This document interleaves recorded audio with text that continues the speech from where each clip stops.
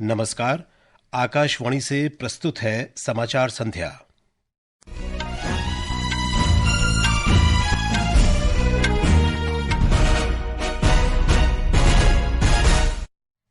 झारखंड में 43 विधानसभा सीटों पर पहले चरण का मतदान कल।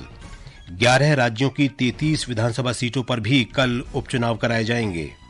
गृह मंत्रालय ने केंद्रीय औद्योगिक सुरक्षा बल की पहली महिला बटालियन बनाने को मंजूरी दी। रक्षा अनुसंधान और विकास संगठन ने लंबी दूरी की लैंड अटैक क्रूज मिसाइल का पहला सफल परीक्षण किया। विदेश मंत्री डॉक्टर सुब्रमण्यम जयशंकर ने अगले वर्ष जनवरी में होने वाले 18वें प्रवासी भारतीय दिवस के लिए वेबसाइट का शुभारंभ किया। सार्वजनिक क्षेत्र के बैंकों ने मौजूदा वित्त वर्ष की पहली छमाही में 11% की वृद्धि दर्ज की। और बिहार के राजगीर में महिला एशियाई हॉकी चैंपियंस ट्रॉफी में भारत ने एक रोमांचक मुकाबले में दक्षिण कोरिया को 3-2 से हराया। समाचार संध्या के साथ मैं विशाल शर्मा। झारखंड में 43 विधानसभा सीटों पर पहले चरण का मतदान कल होगा। मतदान सुबह 7 बजे से शाम 5 बजे तक चलेगा। 31 निर्वाचन क्षेत्रों में 950 संवेदनशील बूथों पर मतदान शाम 4 बजे तक होगा। ब्यौरा हमारे संवाददाता से। स्वतंत्र एवं निष्पक्ष चुनाव संपन्न कराने के लिए सुरक्षा के कड़े इंतजाम किए गए हैं। प्रत्येक मतदान केंद्र पर केंद्रीय अर्धसैनिक बल के जवान तैनात हैं। मुख्य निर्वाचन पदाधिकारी के रवि कुमार ने बताया कि 15 डिस्ट्रिक्ट में 43 असेंबली कॉन्स्टिट्यूंसी में पोलिंग है। इसमें सब जगह पर पोलिंग पार्टी का डिस्पैच हो चुका है। असफल सिक्योरिटी अरेंजमेंट सभी बूथों पर कर लिया। Already they are in the place. संवेदनशील इलाकों में सुरक्षा बल के जवानों ने आज शाम फ्लैग मार्च निकाला।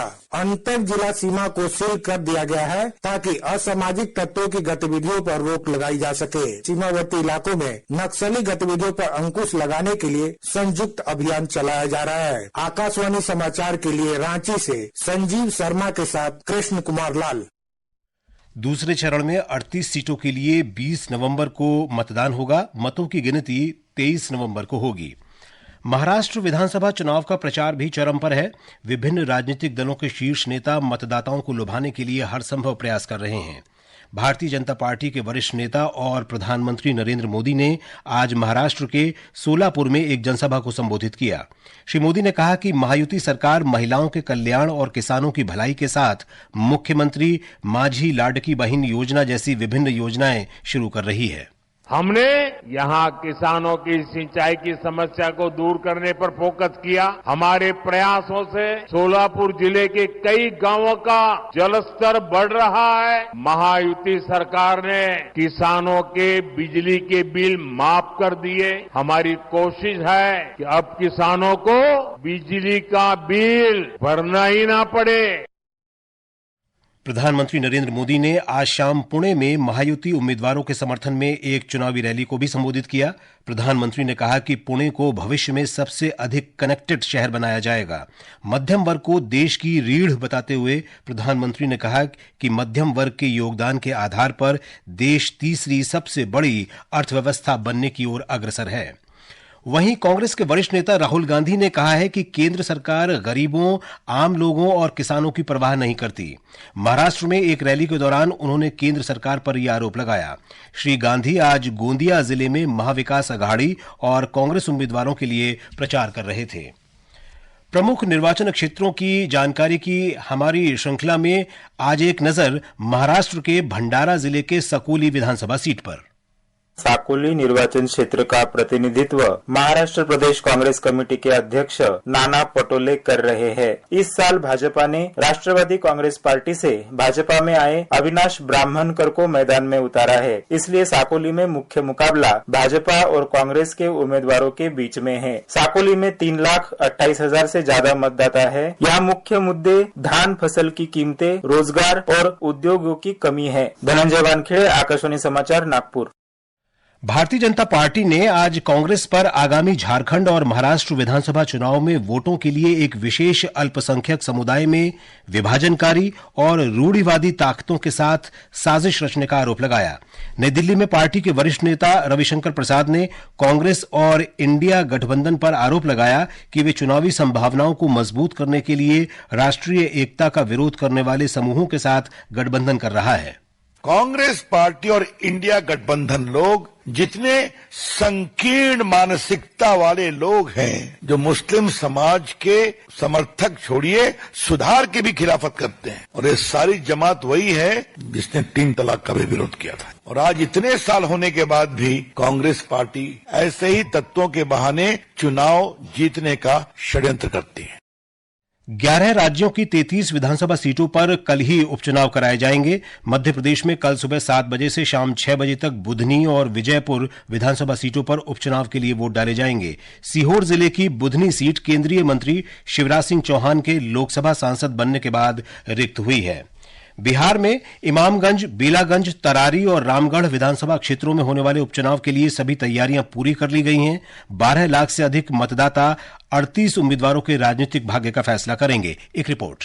गया जिले के नक्सल प्रभावित इमामगंज निर्वाचन क्षेत्र में 317 मतदान केंद्रों पर मतदान की समय अवधि में कटौती की गई है। यहां सुरक्षा के दृष्टिकोण से मतदान सुबह 7 बजे से शाम 4 बजे तक ही चलेगा। इन वामपंथी उग्रवाद प्रभावित क्षेत्रों में आज मतदान दल के सदस्यों को हेलीकॉप्टर से पहुंचाया गया। वहीं इमामगंज सहित 3 निर्वाचन क्षेत्रों तरारी, बेलागंज और रामगढ़ के सामान्य क्षेत्रों में मतदान पूर्व की भांति सुबह 7 बजे से शुरू होकर शाम 6 बजे तक चलेगा। धर्मेंद्र कुमार राय, आकाशवाणी समाचार, पटना। असम में 5 विधानसभा सीटों पर कल होने वाले उपचुनाव के लिए भी सभी तैयारियां पूरी कर ली गई हैं। राज्य में 9 लाख से अधिक मतदाता 34 उम्मीदवारों के राजनीतिक भविष्य का फैसला करेंगे। कर्नाटक के चन्नापटना, शिगगांव और संदूर विधानसभा क्षेत्र में कल होने वाले उपचुनावों के लिए तैयारियां पूरी कर ली गई हैं। चन्नापटना सीट पर केंद्रीय मंत्री और जनता दल एस के वरिष्ठ नेता एचडी कुमारस्वामी के सुपुत्र निखिल कुमारस्वामी और कांग्रेस उम्मीदवार सीपी योगेश्वर के बीच कांटे की टक्कर है। ये समाचार हमारी वेबसाइट www.newsonair.gov.in और हमारे न्यूज ऑन एआईआर ऐप पर भी उपलब्ध हैं। समाचार संध्या में आपका फिर स्वागत है। गृह मंत्रालय ने केंद्रीय औद्योगिक सुरक्षा बल सीआईएसएफ की पहली महिला बटालियन बनाने को मंजूरी दे दी है। यह निर्णय महिलाओं को सशक्त बनाने और राष्ट्रीय सुरक्षा में उनकी भूमिका बढ़ाने के उद्देश्य से लिया गया है। 53वें सीआईएसएफ दिवस समारोह के अवसर पर गृह मंत्री अमित शाह के निर्देश के बाद बल में महिला बटालियन बनाने का निर्णय लिया गया। सीआईएसएफ में 7% से अधिक महिलाओं की भागीदारी है। रक्षा अनुसंधान और विकास संगठन डीआरडीओ ने आज ओडिशा के इंटीग्रेटेड टेस्ट रेंज चांदीपुर से एक मोबाइल आर्टिकुलेटेड लॉन्चर से लंबी दूरी की लैंड अटैक क्रूज मिसाइल का पहला सफल परीक्षण किया। परीक्षण के दौरान सभी उप प्रणालियों ने आशा अनुरूप प्रदर्शन किया और प्राथमिक मिशन उद्देश्यों को पूरा किया। रक्षा मंत्री राजनाथ सिंह ने सफल परीक्षण पर डीआरडीओ, सशस्त्र बलों और उद्योगों को बधाई दी है। उन्होंने कहा कि इससे भविष्य के स्वदेशी क्रूज मिसाइल विकास कार्यक्रमों का मार्ग प्रशस्त होगा। विदेश मंत्री सुब्रमण्यम जयशंकर ने कहा है कि प्रधानमंत्री नरेंद्र मोदी के नेतृत्व में भारत सरकार ने हमेशा प्रवासी भारतीयों की भलाई को प्राथमिकता दी है। नई दिल्ली में ओडिशा के मुख्यमंत्री मोहन चरण मांझी के साथ 18वें प्रवासी भारतीय दिवस के लिए वेबसाइट का शुभारंभ करते हुए डॉक्टर जयशंकर ने ये बात कही। प्रवासी भारतीय दिवस सम्मेलन अगले वर्ष 8 से 10 जनवरी तक ओडिशा के भुवनेश्वर में आयोजित किया जाएगा। राष्ट्रपति द्रौपदी मुर्मू आज केंद्र शासित प्रदेश दादरा और नगर हवेली और दमन और दीव की 3 दिवसीय यात्रा पर पहुंची। राष्ट्रपति ने जमपुर में एवियरी और दमन में सरकारी इंजीनियरिंग कॉलेज और निफ्ट परिसर का दौरा किया। राष्ट्रपति कल सिलवासा में नमो medical education and research institute का दौरा करेंगी और संस्थान के छात्रों के साथ बातचीत करेंगी। उपराष्ट्रपति जगदीप धनखड़ ने आज मध्य प्रदेश के उज्जैन में 66वें अखिल भारतीय कालिदास समारोह का शुभारंभ किया। इस दौरान वर्ष 2022-2023 का कालिदास अलंकरण सम्मान प्रदान किया गया। उपराष्ट्रपति ने कहा कि महाकवि कालिदास की रचनाओं में मानवीय भावनाओं और प्रकृति के बीच अटूट रिश्ते और प्रेम की पवित्रता का अद्भुत संगम देखने को मिलता है। उन्होंने कहा कि कालिदास की रचनाओं से बोध होता है पर्यावरण संरक्षण और सर्जन हमारे अस्तित्व के लिए अहम है। जलवायु परिवर्तन की गंभीर समस्या पर सभी को ध्यान देना चाहिए और हमें याद रखना चाहिए कि हमारे पास पृथ्वी के अलावा दूसरा कोई रहने का स्थान नहीं है। ये समाचार आकाशवाणी से प्रसारित किए जा रहे हैं। ताजा समाचार जानने के लिए आप हमारे social media handle x@AIR News Hindi को फॉलो कर सकते हैं। देश के सार्वजनिक क्षेत्र के बैंकों ने वित्त वर्ष 2024-25 की पहली छमाही में दमदार प्रदर्शन करते हुए वार्षिक आधार पर 11% की वृद्धि दर्ज की है। इस अवधि में बैंकों ने कुल 236.04 लाख करोड़ रुपए का कारोबार किया। वित्त मंत्रालय के अनुसार पिछले कुछ वर्षों में बैंकिंग क्षेत्र में महत्वपूर्ण सुधार किए गए हैं। बेहतर पहुंच और सेवा उत्कृष्टता में वृद्धि, दिवालिया संहिता पर अमल और प्रशासनिक ढांचे की मजबूती सुनिश्चित करने जैसे उपाय इनमें शामिल हैं। वित्त मंत्रालय ने कहा कि इन सुधारों से वित्तीय स्थिति में निरंतरता बनी हुई है और बैंकिंग क्षेत्र में कामकाज बेहतर हुआ है। आज लोक सेवा प्रसारण दिवस है। आज ही के दिन 1947 में महात्मा गांधी का एकमात्र सजीव प्रसारण आकाशवाणी से हुआ था।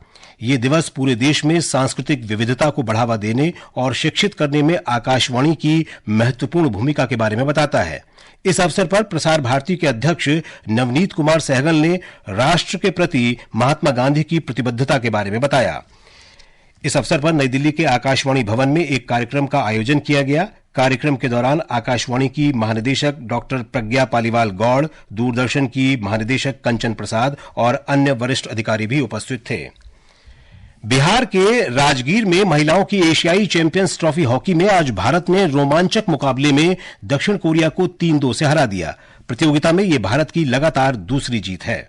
शानदार फॉर्म में चल रही भारतीय महिला टीम ने मजबूत दक्षिण कोरिया के खिलाफ भी जबरदस्त हॉकी का प्रदर्शन किया। संगीता कुमारी के गोल से तीसरे मिनट में ही टीम को बढ़त मिली। मेजबान टीम की बढ़त को दीपिका ने 19वें मिनट में गोल कर और मजबूत कर दिया, लेकिन दक्षिण कोरिया ने तीसरे क्वार्टर में पलटवार किया। 3 बार की चैंपियन टीम ने शानदार वापसी करते हुए यूरीले के 34वें और कप्तान युनबी चियोन के 38वें मिनट में किए गए गोल से 2-2 से बराबरी हासिल कर ली। मैच खत्म होने से करीब 3.5 मिनट पहले दीपिका ने पेनल्टी स्ट्रोक पर गोल कर भारतीय टीम की जीत तय की। अब भारत अपने दोनों मैच जीतकर अंक तालिका में चीन के बाद दूसरे नंबर पर है। उसका अगला मुकाबला 14 नवंबर को थाईलैंड से होना है। धर्मेंद्र मणि राजेश, आकाशवाणी समाचार, दिल्ली।